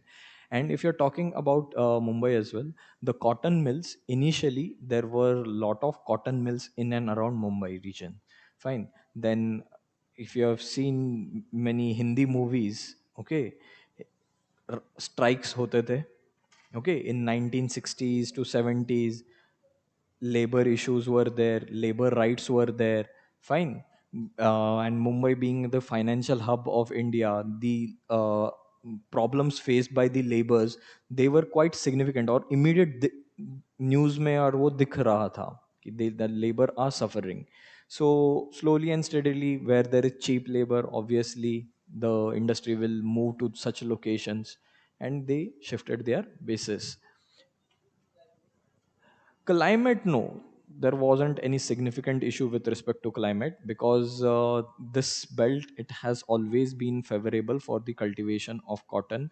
But at times, because of various diseases like bollworms and all, okay, pink bollworm and all, because of that, there was issues with respect to this thing, cotton. Then over a period of time, we also established high yielding varieties for cotton, BT cotton, okay, BT cotton. So these high yielding varieties, they were growing quite significantly at certain places in Gujarat, okay. And because of that, there was a sudden rise in the productivity, and you can say there was a shifting. Fine, ये बहुत ज़्यादा detail में जाएंगे, ठीक है. Every crop will study in detail, one by one, with the respective issues, what are the challenges with respect to them, then also what are the initiatives that are being undertaken by the government to tackle all these things. Fine. Even BT cotton, which was initially considered to be tolerant to certain specific diseases, okay, insects and pests, now those insects, they have become tolerant. Now they have become tolerant to whatever medicines that we are giving to them, okay. And the pink bollworm disease, that's itself which has affected the overall productivity of cotton in India, सब आएगा आराम से. अभी के लिए बस कहाँ पे क्या है इतना समझो, ठीक है. सारा स्टेप बाय स्टेप जाएगा यार, वरना सब एक साथ बताऊंगा तो यार फिर वो कैसा है, डाइजेस्ट भी होना चाहिए. Then the next important fiber crop hai, that is the jute. Okay, jute is restricted to cultivation in specific states like Assam, West Bengal, Bihar, and Odisha. Okay, so jute, if you're talking about jute, it is also called as the golden fiber. Okay, it looks golden in nature. It is also known as the golden fiber. Jute grows well in well drained, fertile soil in the flood plains. In the flood plains, that means the field has to be flooded. पानी के नीचे हमेशा रहना चाहिए. Where soils are renewed everywhere, every year. Now, just imagine, we have talked about Ganga Delta as Ganga Brahmaputra Delta as the largest in the world. Okay, now such a large delta has been formed because it carries lots of amount of sand silt with it. That means it's sand that is carrying the silt, that is carrying the sediments that it is carrying, they are getting renewed everywhere every year.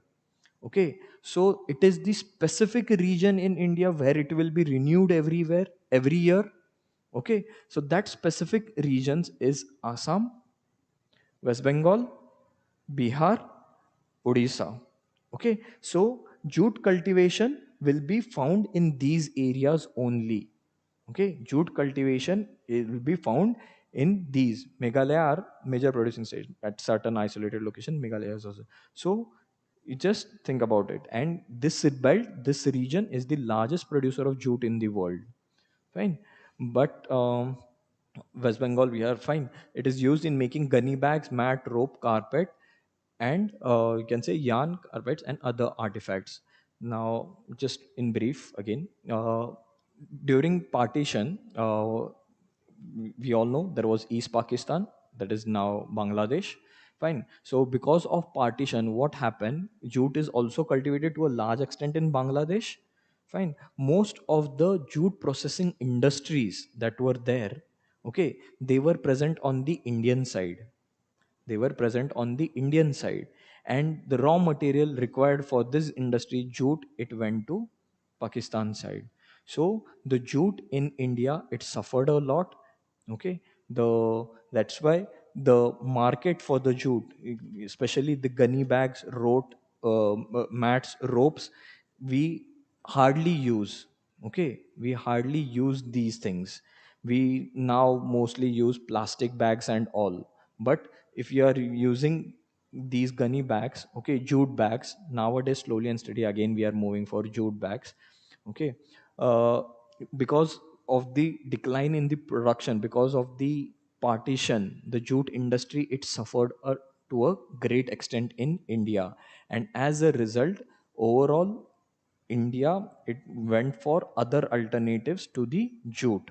Fine. We went for other alternatives to the jute, but these are natural fiber. They are natural fiber, so natural है तो automatic degrade हो गए, ठीक है? So they are environment friendly.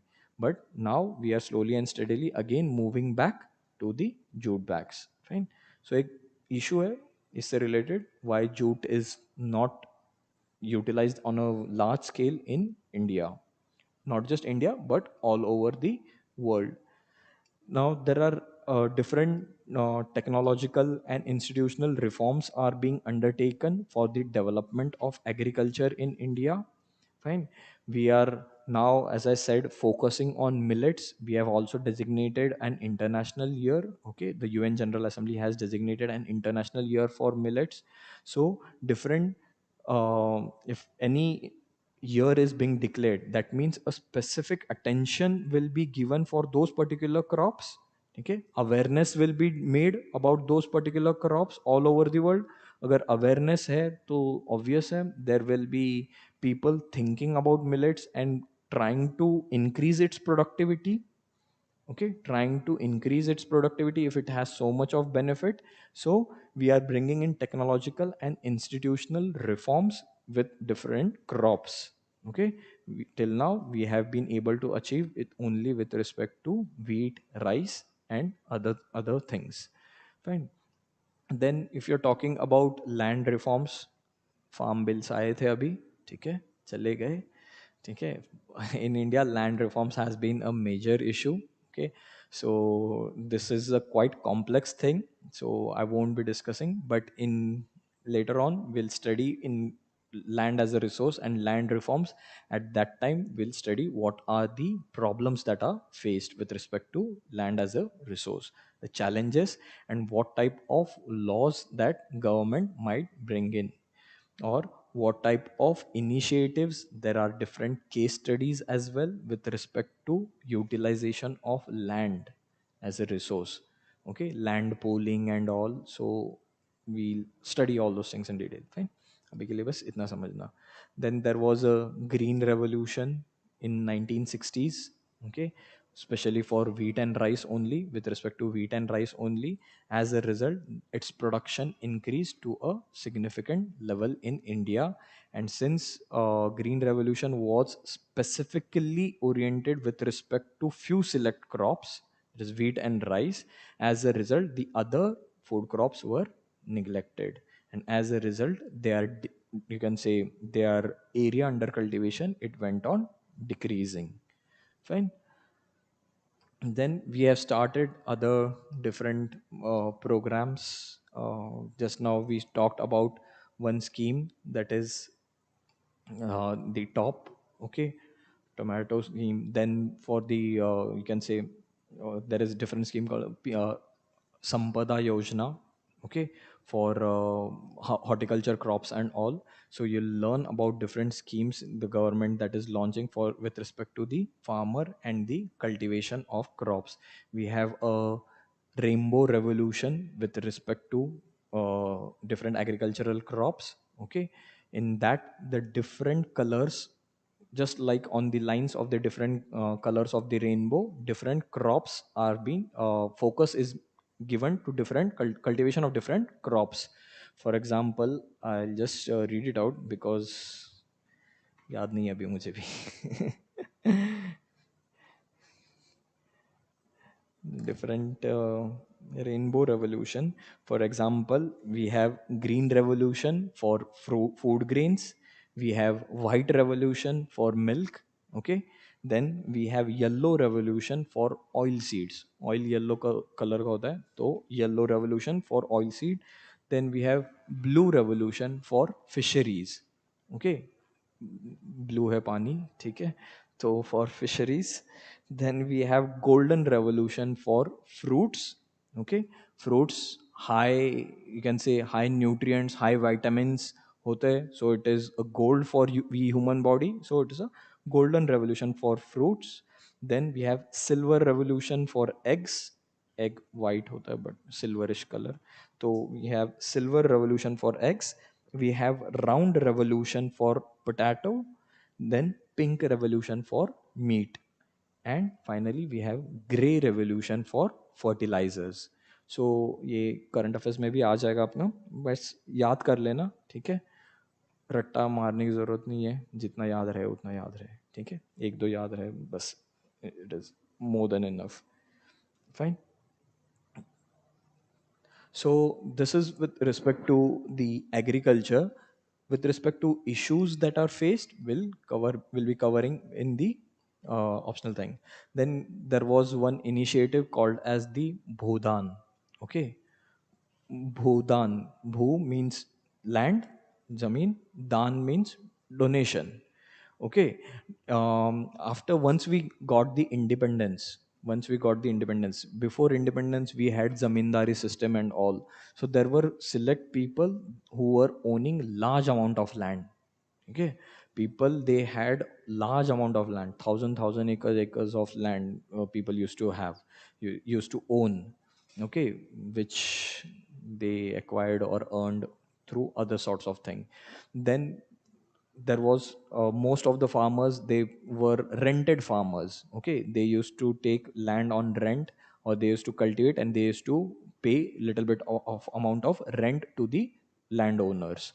Fine. So Vinoba Bhave, okay, who was known as the second Gandhi, fine, under guidance of Mahatma Gandhi ji, what he started an initiative of Bhudan Andolan. Okay, where he went to people and he used to ask people to donate their land on voluntary basis. ठीक है, आपके पास इतनी ज़मीन है, थोड़ी दान कर दीजिए, and those people, those who are farmless, landless, okay, they used to donate to them certain amount of land so that they will be able to cultivate it and earn their, uh, you can say, cultivate there for their basic food requirement. Okay, so this is with respect to history, but बस पता होने के लिए होना चाहिए. Then next important thing is the contribution of agriculture to the national economy, employment and output. As I've said that almost 65%, it might vary between 55, some might say 55, some might say 65, बस एक average range रख देना, ठीक है, almost 65% of the population, और bulb कर देना exam में, ठीक है, पर वर्ड यूज करना ऑलमोस्ट, ऐसा नहीं India 60% population is completely dependent on agriculture, ऐसे नहीं, ऑलमोस्ट 60% होगा, ठीक है। So you can play little bit with factual figures, is dependent on agriculture. Then if you talk about the contribution in terms of GDP, it is almost varies between 18 to 20%. During the corona period, there was reverse migration taking place. There was reverse migration taking place. So most of the people, those who migrated to their villages, they had their land, so they did little bit of agriculture. As a result, in those particular year, 2020, 21, 22, the contribution of agriculture to the Indian economy, it increased little bit, because other sectors were, you can say, completely shut down because of the lockdowns, because of the severe lockdowns. So the contribution of agriculture on an average, it has been somewhere around 18% to the overall GDP of India. Okay, 18%, rough figure, याद रखना, ठीक है. Then if you're talking about the rate of growth of agricultural GDP in India, okay, rate of growth of agricultural GDP in India, India always tries to achieve a growth target of 4%. ठीक है, India always tries to achieve the target of 4%, because as I said, most of the, because of reverse migration, most of the people were at their home, so they started cultivating their own land. Most of the lands which used to remain fallow, because they male and few other members of the family, important members of the family, they were working in the cities.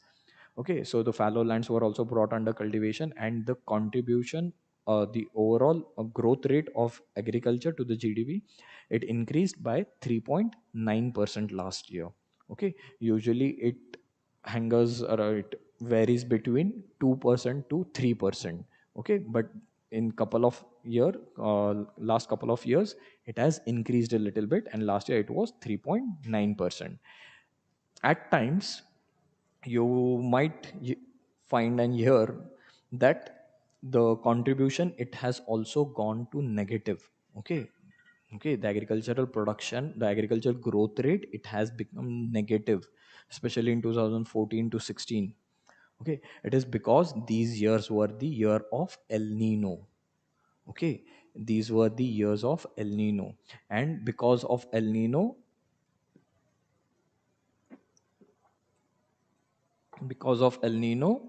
there was obviously very, very weak rainfall in India.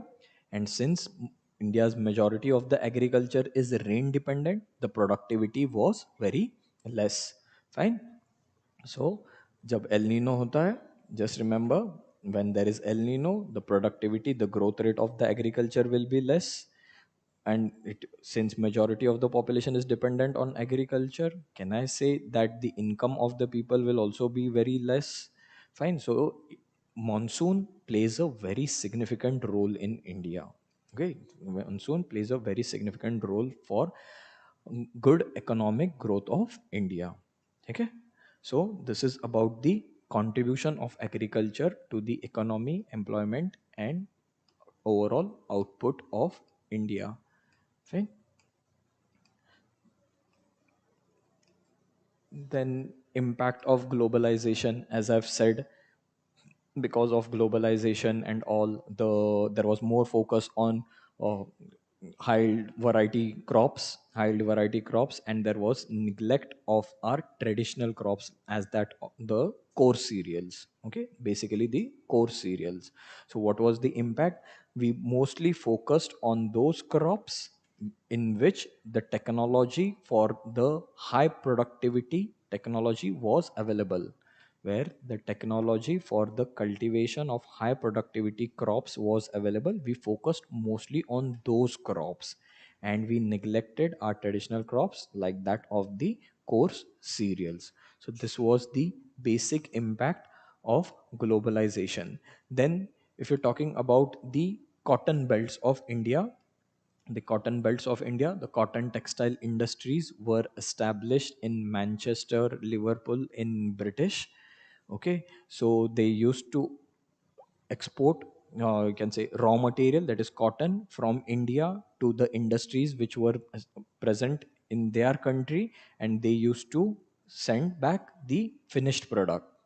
Okay, they used to send back the finished products to in India. So overall, this was the way they exploited, because whatever they were exporting from India, fine, वो तो ऐसे ही जा रहा था, and whatever they were importing from the British. Okay, if you had heard in economy, there are some custom duty, import taxes, in short, import taxes होते हैं.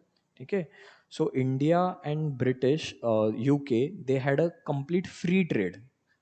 This was also theirs, that was also theirs. So it was a complete free trade taking place. They were taking raw materials from over here, and whatever the imports that they were bringing into India, it was without any import taxes.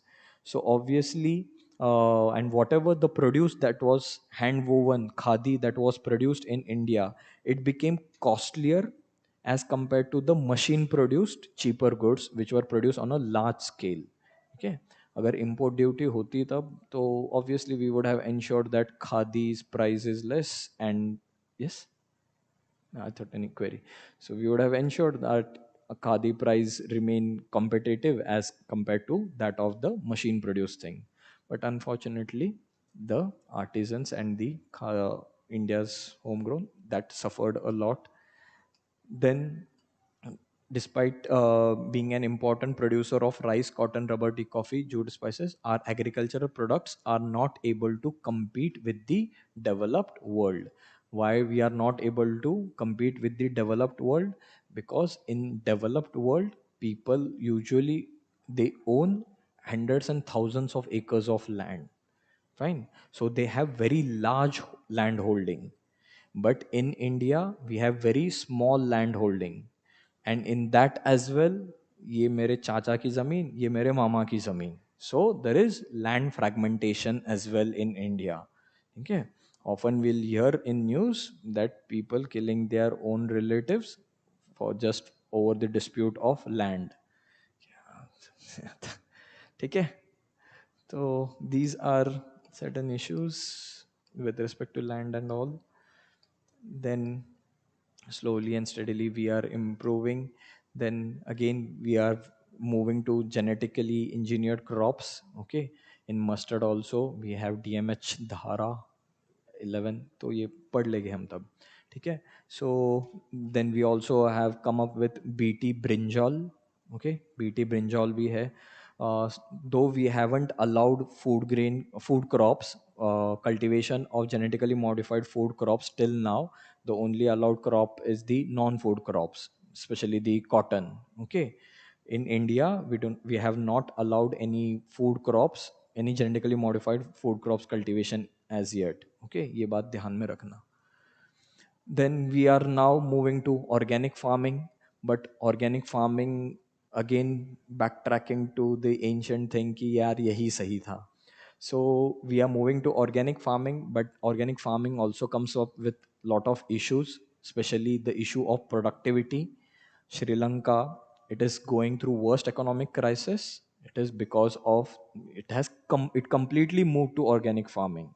It banned the imports of fertilizers and it moved to organic farming, but the productivity was not that significant, and as a result it had to import food grains, and thus within a short period of time it exhausted its forex reserve, foreign currency.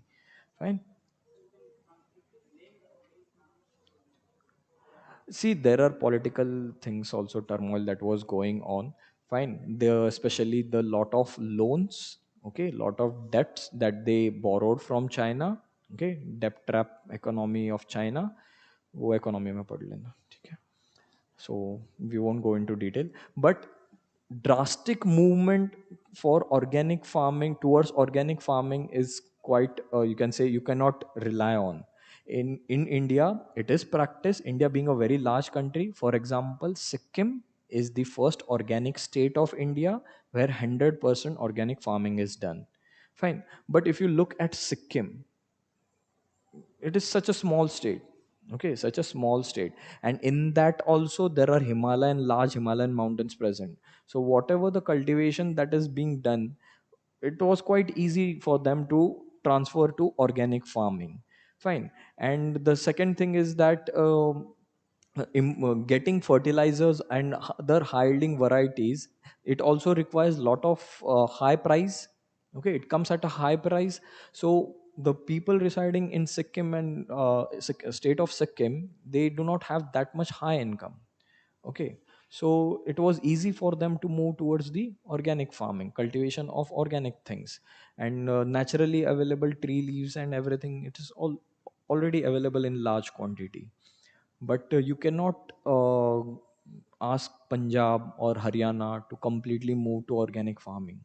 It will be a disaster for us. Okay, because we are a population of 140 crores. Okay, so there are other issues as well. So zero budget natural farming and all we are practicing, but they all need to come in a slowly and steady progress, ensuring the food security of India. Fine. So we'll relate all these things with different theories and everything. So this is about the agriculture of India. Okay, any doubts or any queries up till here? Okay. Question, write a question. I hope you people are writing. ठीक है, ऐसे.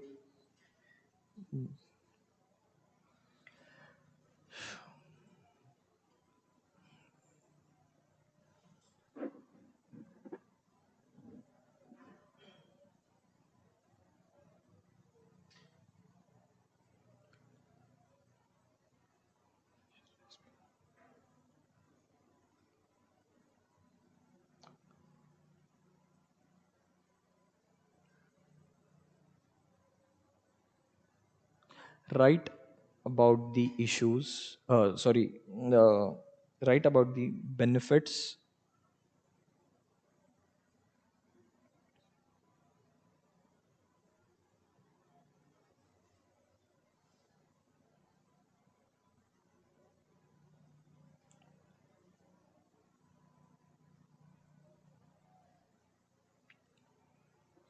क्या दूँ?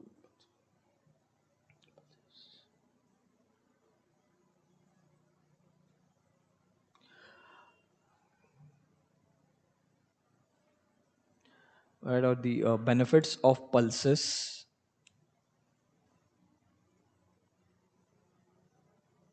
for India and examine the challenges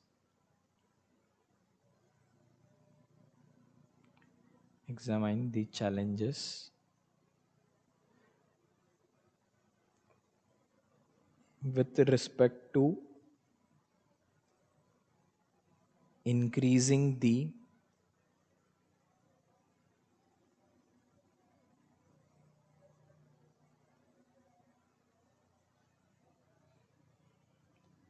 increasing the area under cultivation of pulses.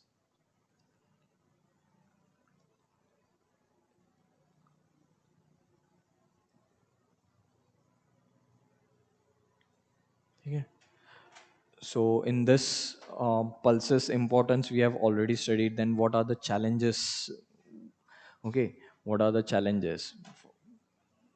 So you can go for that. We at MSP is provided for wheat and rice, but there are certain other pulses. Not MSP is not provided for all the pulses. Recently, the government has provided, but still check it and then write. Then you can talk about the productivity. Okay, productivity. Then you can talk about the market is already there in India. Then the high yielding varieties. Okay, non availability of high yielding varieties for pulses. So try to find out the information, देख कर लिखना. ठीक है, देख कर लिखना. Try to find the information, and if some of you are already aware, तो सीधे आंसर लिखना. अगर नहीं है पता, देख कर लिखना. Because I want you people to focus initially only on structuring and writing habit. ठीक है, आलसी मत करना उसमें. मतलब it is very dangerous if you are not practicing, if you are not writing. So that's it for today.